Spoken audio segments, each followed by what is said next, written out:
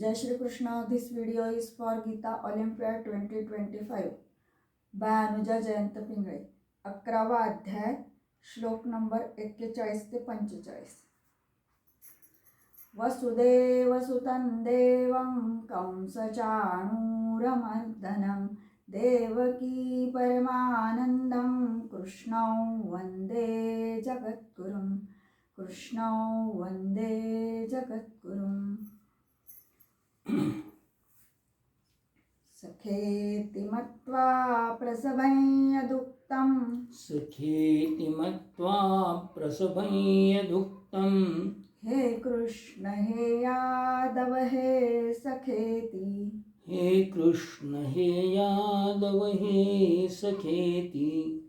अजानता महिमानन्तवेदं अजानता महिमानन्तवेदं मया प्रमादात् प्रणयेन वापि. मया प्रमादात् प्रणयेन वापि.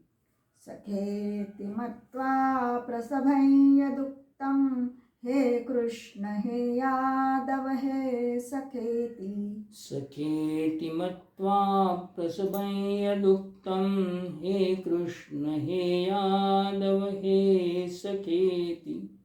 अजानता महिमानन्तवेदं मया प्रमादात् प्रणयेन वापि. अजानता महिमानन्तवेदं मया प्रमादात् प्रणयेन वापि. यच्चावहासार्थमसत्कृतोऽसि यच्चावहासार्थमसत्कृतोऽसि विहारशय्यासनभोजनेषु. विहारशय्यासनभोजनेषु एकोऽथवाप्यच्युत तत्समक्षम्. एकोऽथवाप्यच्युत तत्समक्षं तत्क्षामये त्वामहमप्रमेयम्. तत्क्षामये त्वामहमप्रमेयम्.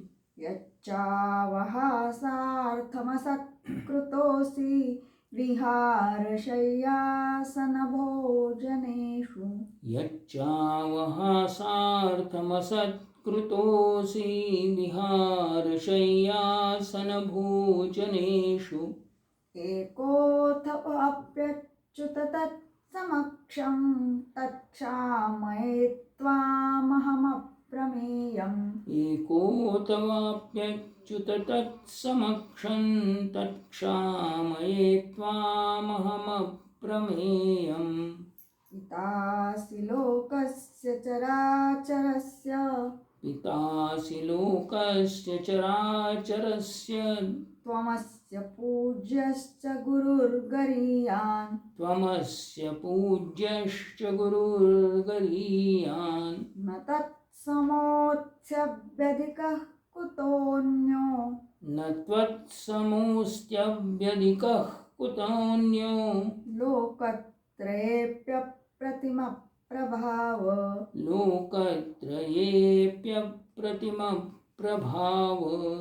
पितासि लोकस्य चराचरस्य त्वमस्य पूज्यस्य गुरुर्गरीयान्. पितासि लोकस्य चराचरस्य त्वमस्य पूज्यश्च गुरुर्गरीयान्. न तत्समोऽस्त्यभ्यधिकः कुतोऽन्यो लोकत्रयेऽप्यप्रतिमप्रभाव.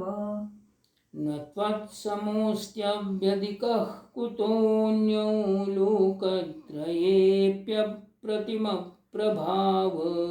तस्मात् प्रणम्य प्रणिधाय कायं. तस्मात् प्रणम्य प्रणिधाय कायं. प्रसादये त्वामहमीशमीड्यम्. प्रसादये त्वामहमीशमीड्यम्. पितेव पुत्रस्य सखेव सख्युः. पितेव पुत्रस्य सखेव सख्युः.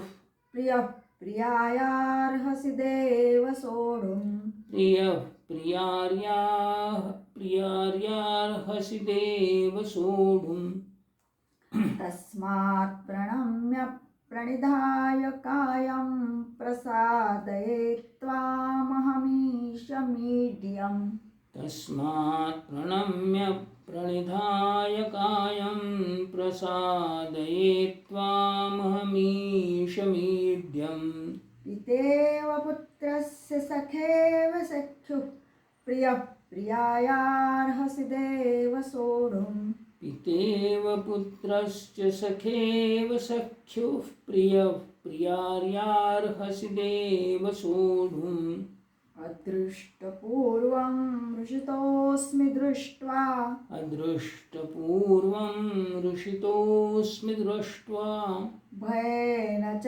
प्रव्यथितं मनो मे भयेन च प्रव्यथितं मनो मे तदेव मे दर्शय देवरूपम् तदेव मे दर्शय देवरूपम् प्रसीद देवेश जगन्निवास प्रसीद देवेश जगन्निवास अदृष्टपूर्वं हृषितोऽस्मि दृष्ट्वा भयेन च प्रव्यथितं मनो मे अदृष्टपूर्वं हृषितोऽस्मि दृष्ट्वा भयेन च प्रव्यथितं मनो मे तदेव मे दर्शय देवरूपं प्रसीद देवेश जगन्निवास तदेव मे दर्शय देवरूपं प्रसीद देवेश जगन्निवास